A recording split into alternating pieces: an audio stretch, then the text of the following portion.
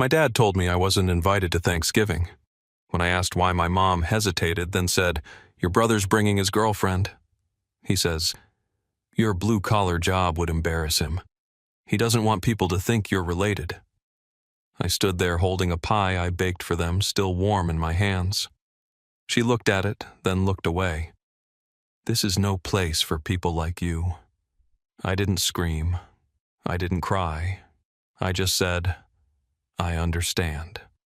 6 days later, they showed up at my door, panicked, furious, demanding answers. Turns out my brother's perfect girlfriend wasn't who she said she was. And I wasn't who they thought I was either. "Hi, my name is Ethan Brooks. I used to think silence was the safest place to live.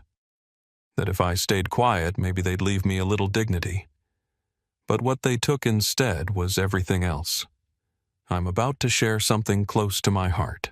But before I do, can you say hi in the comments or tell me where you're from? I love hearing how far my story can reach. It's always good to know I'm not alone in this. Thank you. And now let me tell you everything. And if this story touches something in you or reminds you of someone who's ever felt cast aside, please consider subscribing. It means more than you know to be heard even once. Disregarding November late afternoon. The light outside had taken on that soft, golden hue that only came during the tail end of fall in Bend, Oregon. Through my living room window, I could see the last of the red leaves floating down onto the yard, collecting on the hood of my old Ford pickup like nature's quiet goodbye. Inside, the fireplace crackled low casting flickers of orange across the brick wall. The house smelled faintly of cedar and old books, familiar grounding.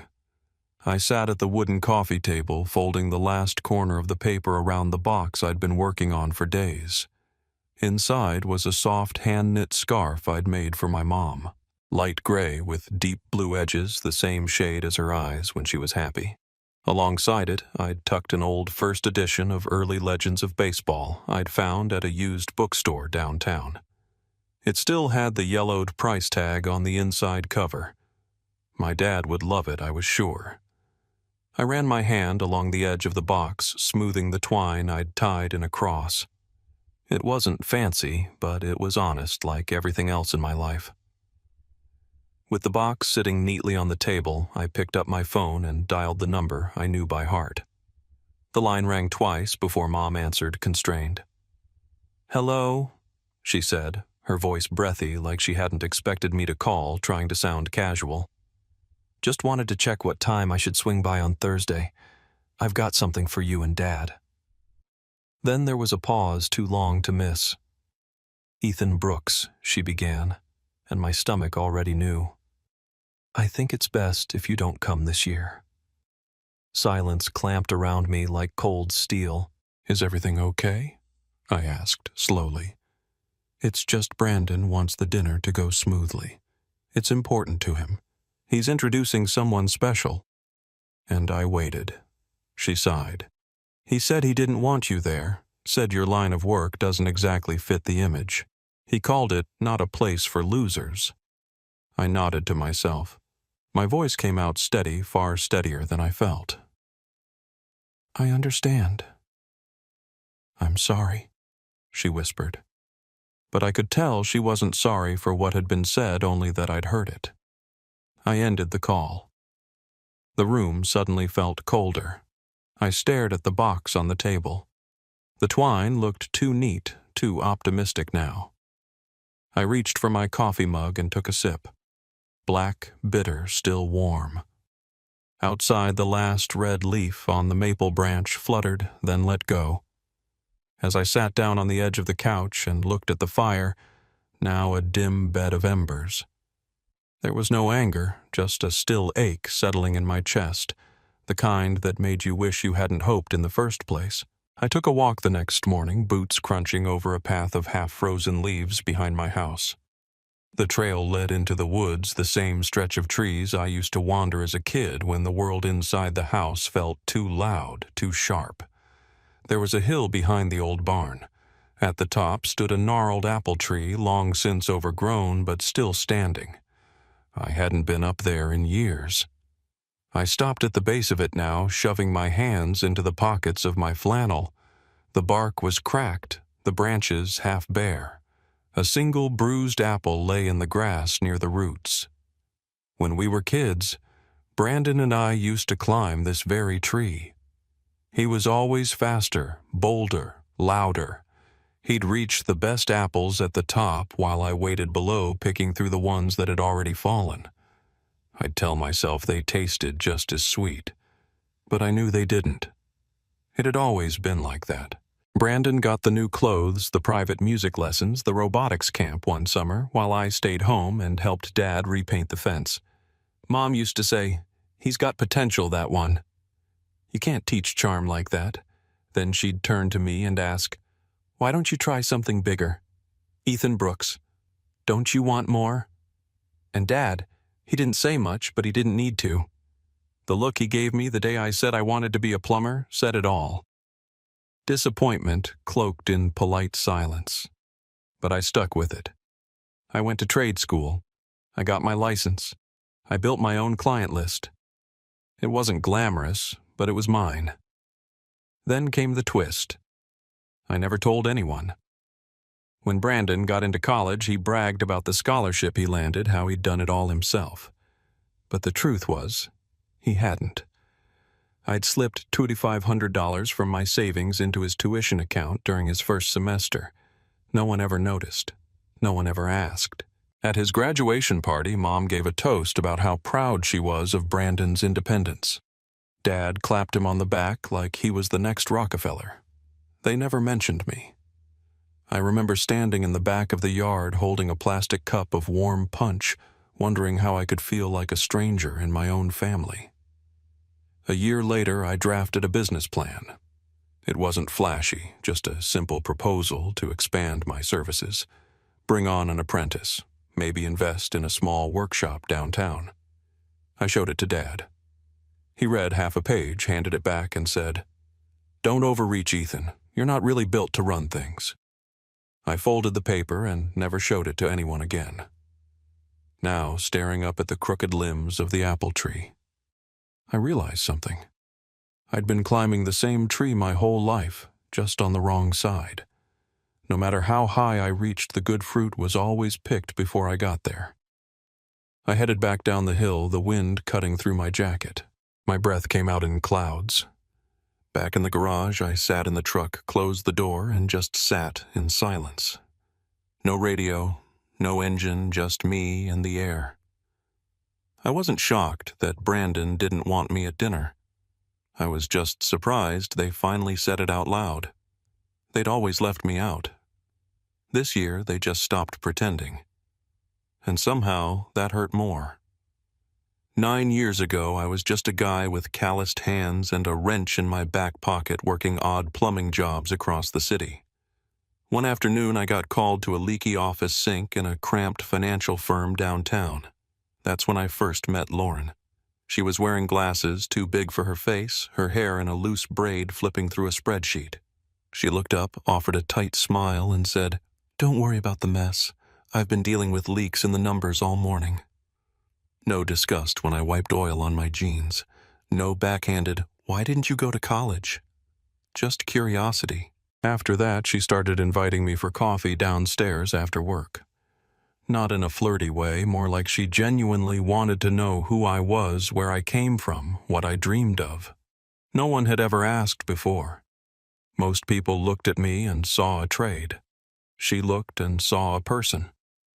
One day, over bitter black coffee and a stale blueberry muffin, I told her I didn't have some grand plan. I just wanted something steady, not rich, not famous, just safe. She nodded.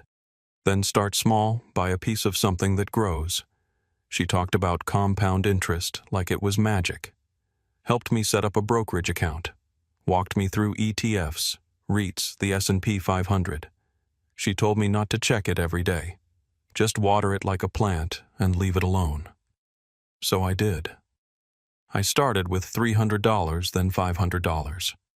Sometimes I could only put in $20. But over time, with patience and 1,000 little sacrifices, no vacations, no new trucks, no nights out, I built something real. My net worth climbed from spare change to 7 figures. But I made one thing clear to Lauren early on. I don't want anyone to know, especially not my family. I remember her blinking, surprised. Not even your parents. Not them, I said. They only ask about money when they think it's their business. She didn't press, just nodded. Okay, it's our secret. And she kept it for years until a month before Thanksgiving. I was scrolling mindlessly on my phone during lunch break when I saw it. Lauren and Brandon, dressed to the nines, seated in a plush booth at Carver's Steakhouse, a place I could afford now but never set foot in. She was laughing at something he said. His hand rested on the small of her back. The photo was tagged by Megan, my sister, who always had a flair for performance. I stared at it for a long time. Was it betrayal? Not quite. We weren't dating. We never had been. But it hit me like a punch to the chest. Not because I was jealous. Okay, maybe a little. But because Brandon had a way of unearthing secrets, and Lauren knew mine. I spent days battling it internally. Should I text her? Ask what was going on? Should I cut her off entirely or pretend I didn't care? But every time I almost hit send, I'd remember her voice, low and steady. Ethan. Now you don't have to prove anything. Your value isn't in your shoes or your job title. I said nothing. Just waited. I pulled out the worn notebook where I tracked every deposit and dividend. Flipping through it felt like reading a journal of my past 9 years. Every number a milestone I never shared with anyone. The next time I saw her a week before the holiday, we didn't talk about the photo. She smiled at me like she always had, but something sat heavy between us, and I couldn't stop thinking if she stood beside Brandon now. What side would she choose? Thanksgiving night. I sat in my tiny apartment with a fireplace flickering low and a mug of black coffee cooling in my hands. Outside, every window on my block glowed with life families eating kids, laughing songs, playing softly beneath the hum of conversation. I imagined the table at my parents' house roasted turkey cranberry sauce, Megan's oversalted green beans laughter bouncing off the old chandelier, and in the one empty seat, mine and absence, nobody mourned. I didn't expect Lauren to show up the next day, but she did knock softly, her eyes rimmed red. "I need to tell you what happened last night," she said. I let her in wordless. She sat on the edge of the worn armchair like it might burn her. It started normal wine jokes. Megan made her speech. Then Brandon stood up with a champagne glass and said, "Meet Lauren, my girlfriend. The perfect match for the kind of legacy our family represents." I stared at the floor. The fireplace crackled, but I felt cold. She swallowed. Then he said you'd probably ruin the vibe if you came. That you were probably stuck in a sewer somewhere. Everyone laughed. My knuckles tightened around the mug. She glanced at me. Your mom didn't say anything, just smirked. Your dad quiet as always. Then Megan chimed in. Ethan chose his path. No one forced him to live like that. I didn't flinch, but inside I folded. I knew they didn't think much of me, but to say it out loud in front of her, I couldn't sit through it, she said. I stood up. I looked at her now, really looked. Her hands were shaking. I told them they were wrong, she continued. That you weren't low or pitiful or beneath anyone. That you were the most consistent, decent, hard-working person I'd ever met, and that your investment portfolio was probably more impressive than any of theirs. I told them you weren't there because they didn't deserve you. Silence bloomed. I couldn't speak. She blinked fast. I know I broke your trust. I'm sorry. I should have kept the secret, but I couldn't let them spit on you like that. I wanted to be furious. I wanted to yell, but all I could think about was the way her voice must have cut through that room. The silence that probably followed the look on Brandon's face. I finally said, "Do you regret saying it?"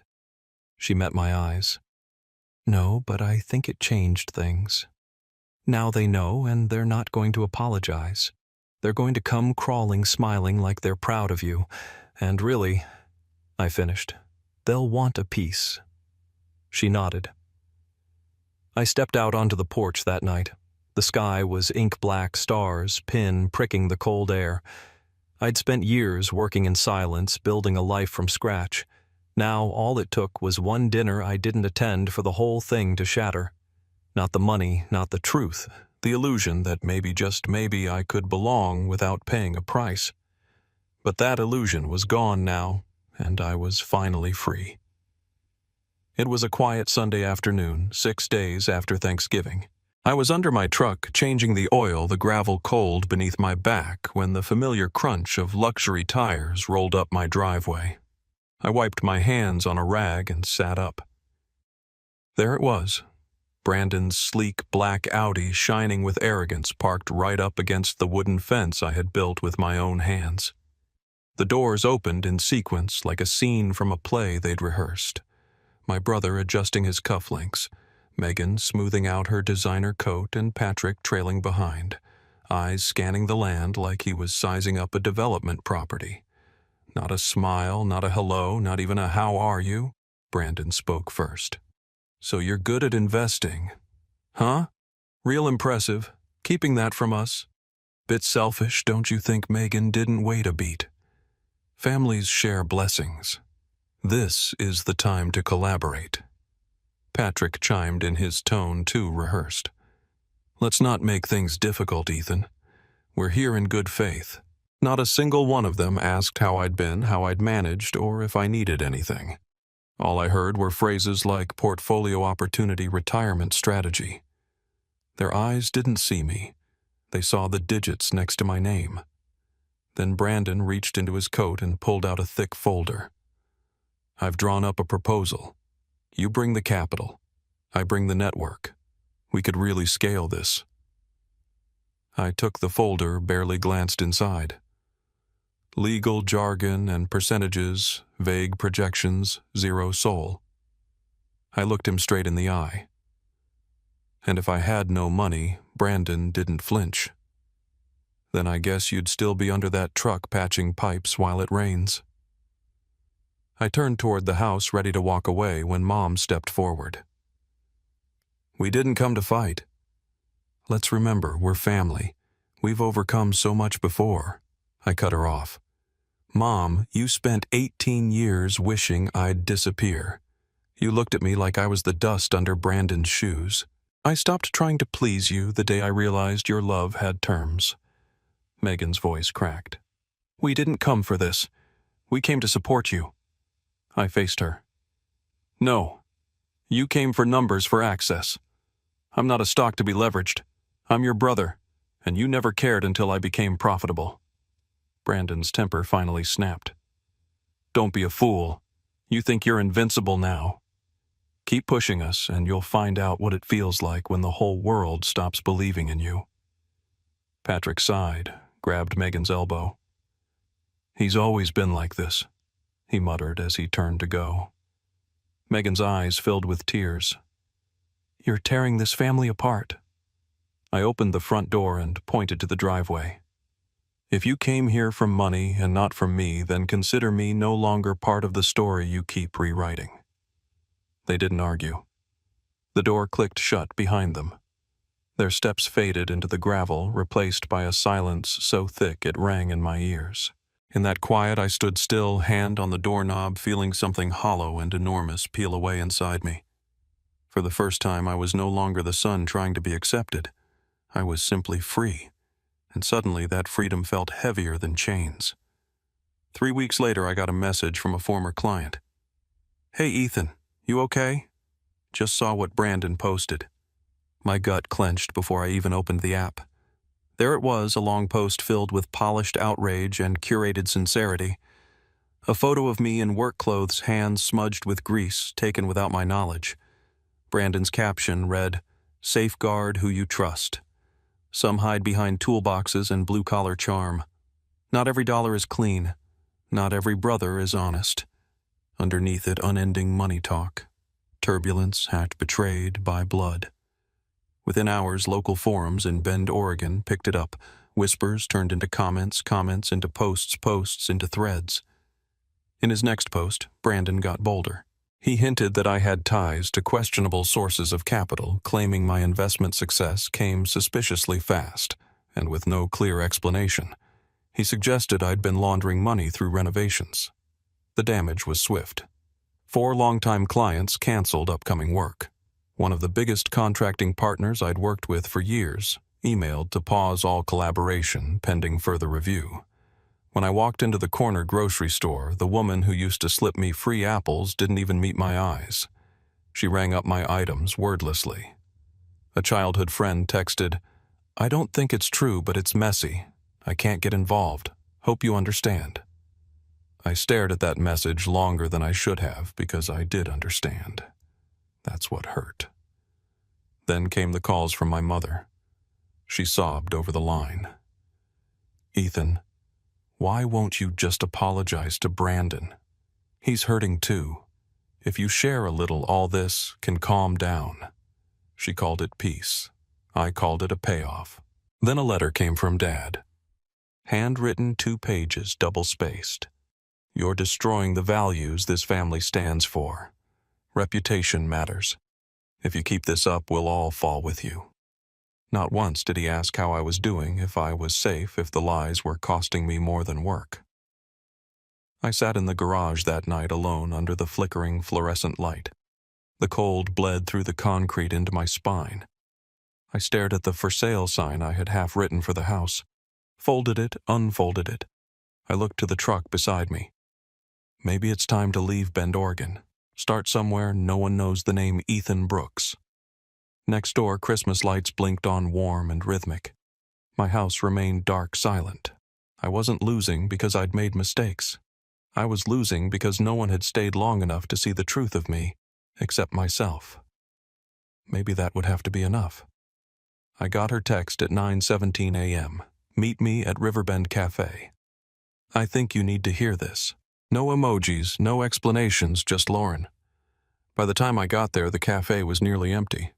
I slid into the booth, flannel jacket still clinging to the chill of October. I hadn't shaved in days, and the iced coffee in front of me had long lost its bite.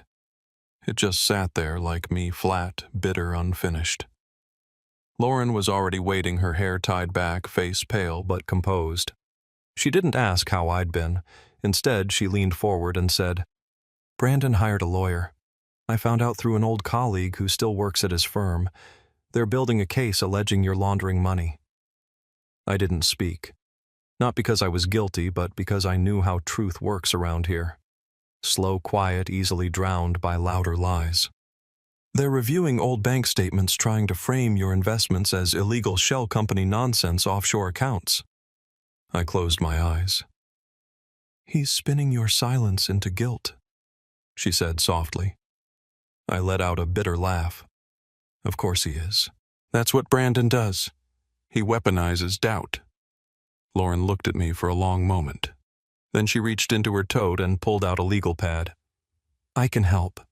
Let me audit your files. I'll draft a full report. No one knows financial structures in Deschutes County better than I do. We can prove every cent is clean." I shook my head. "No." Her brow furrowed. "Why?" "Because if you step into this, they'll come after you too. Your name, your job, everything you've built. I won't let that happen. I'm afraid. I think you deserve better than being dragged through the mud just for standing next to me." Her voice broke slightly. "You're doing this for me, or because you think I won't stay once things get hard?" I didn't answer right away. Then I said, "You deserve someone this town respects, not someone they call a con man behind his back." She didn't cry. She just looked tired. I stood up. My coffee was still full, untouched. We ended up walking along the Deschutes River. The sky was gray water choppy. The bench we used to sit on was slick with rain. I stopped and turned toward her. I've tried to live honestly, quietly. But maybe that was never enough. Maybe the truth doesn't win unless you shout it. and I was never good at shouting. Lauren said nothing. Not a hug, not a goodbye. Just two people parting one step at a time until there was nothing left to say. That night I went home and opened the safe, pulled out every folder, every notarized record, every receipt from the past 6 years, spread them across the table, and whispered to myself, "Prove it or vanish." The knock came early, 7:25 a.m., Monday morning. Not frantic, not desperate. That kind of knock that tells you the person on the other side has done this before. I opened the door to 3 officers in uniform, eyes clear and cold. "Ethan Brooks," the taller one asked. "Yes, we need to ask you a few questions regarding your assets and financial records." I nodded. "Come in." The living room was half lit by weak morning sun. Papers were still scattered across the table from last night's storm of anxiety. One officer read aloud from a printed document. Court-authorized request to review transactions related to the Brooks estate dated within the past 7 years. Allegations of financial impropriety have been submitted. My stomach dropped, but not from guilt. From the familiar weight of knowing someone is rewriting your story without asking you first. "I have all the documents. Everything's clean," I said. "Who filed the complaint?" They didn't answer. They didn't have to. Only one man stood to gain from my ruin, and he was good at hiding behind the right hands. By evening, the story had broken. So I turned on the TV just in time to catch the end of the 700 p.m. news. And there he was, Brandon, wearing a neatly pressed shirt tie knotted just a little too tight, sitting across from a local reporter. "I loved my brother," he said, his voice cracking. "But after everything he's done, someone has to protect our family name." I watched him force a tear, then another. "I just want the truth. I believe in forgiveness, but there has to be accountability." The comments online were a mix of rage and sympathy. Half the town called me a coward. The other half called me misunderstood. No one called to ask how I felt. I sat in the dark, surrounded by files, by years of effort and quiet dignity, now questioned by a smirking face on television. My hands trembled. Then I remembered Lauren's words. "If you don't stand up and speak, they'll write the ending for you." I sat up, grabbed the folders, sorted them, numbered them, typed an email. Subject: "If you're still willing, I need you to Lauren." I hit send. Then I zipped the documents into my leather case, locked the house behind me, and got into my truck. In the rearview mirror, the house grew smaller. Ahead, courtrooms, headlines, eyes waiting to see if I would bend or break. I adjusted the mirror, kept driving. Let them look. They were about to learn who I really was. Lauren and I sat quietly in her office that morning, the air still carrying a trace of midnight. On the desk between us were neatly stacked folders, labeled and color-coded, filled with months of financial documents, bank statements, investment contracts, transaction reports, and tax invoices. She'd been up all night organizing them. "Everything's here," she said, sliding the top folder toward me. "We're going to fight this through the law. You won't go down for what someone else did." I nodded, voice barely a murmur. "Thank you for staying." Her eyes didn't soften. She wasn't doing this out of pity. Lauren fought for what she believed in, and for some reason she believed in me. By noon, her legal counsel, an experienced state-level attorney with sharp instincts, had filed a counter-motion with both the local court and the police department. The file included a formal request to launch an inquiry into Brandon's motives for pressing the charges against me. The real blow came with the annexed evidence. Brandon had been using company marketing funds for personal luxuries, first-class tickets to Cabo and Omega with his initials engraved on the back, and suspicious wire transfers labeled vendor consulting, which led to a personal Venmo account. His expense reports had been doctored for over 2 years, with digital trails left carelessly behind. The company moved swiftly. HR terminated his employment under cause freezing all outgoing payments tied to his name. Legal sent a cease and desist. The irony, his accusations had triggered the audit that uncovered his own fraud. Meanwhile, Lauren, never one to stay quiet when truth needed a platform, shared the story of my journey at a local community finance conference. She didn't mention names.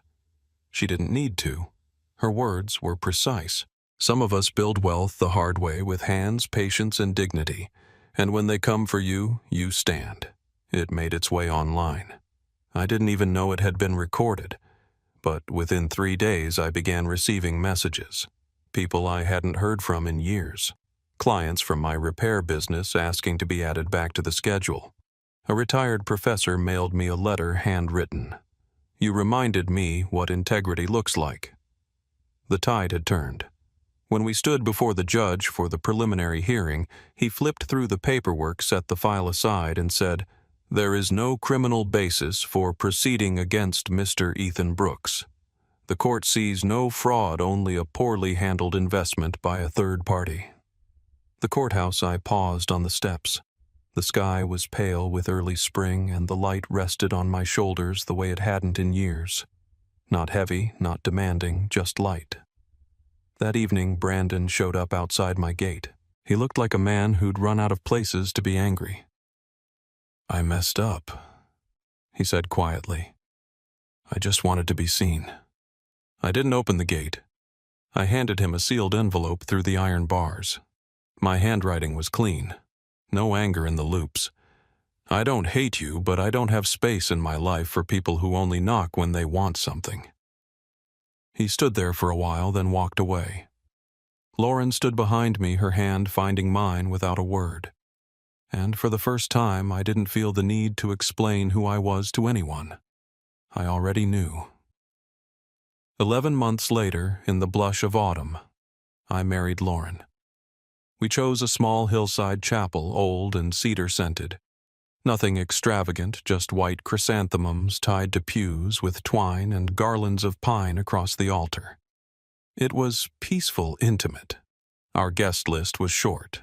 Milo, the thrift store owner who lent me tools when I couldn't afford my own. Leah, a retired teacher who'd brought her cracked heirloom lamp for repair. A few of Lauren's colleagues, all sharp minds and kind eyes. In the front row, 4 seats remained empty. One for my father, one for my mother, one for the brother who once called me worthless. None of them came. A week before the ceremony, I'd received a letter. No return address, but the script was unmistakable. My mother's. "I won't come. I don't deserve to. But if one day you find space in your heart to forgive, I'll still be here waiting." I didn't reply. Not that I get it to. After the wedding, Lauren and I moved into a modest 2-story house just outside Bend, Oregon, with a cakey porch and a small backyard. I planted an apple tree from seeds I'd saved as a boy, picked from the old tree behind my parents' house. A symbol maybe, or just something to tend to with my hands. I still drove my old truck, still wore flannel, still drank black coffee from a chipped mug. For the first time, there was no aching silence in my mornings, just stillness. 6 months after his court-ordered probation ended, Brandon sent a message. Just one. "You were right. I lost everything.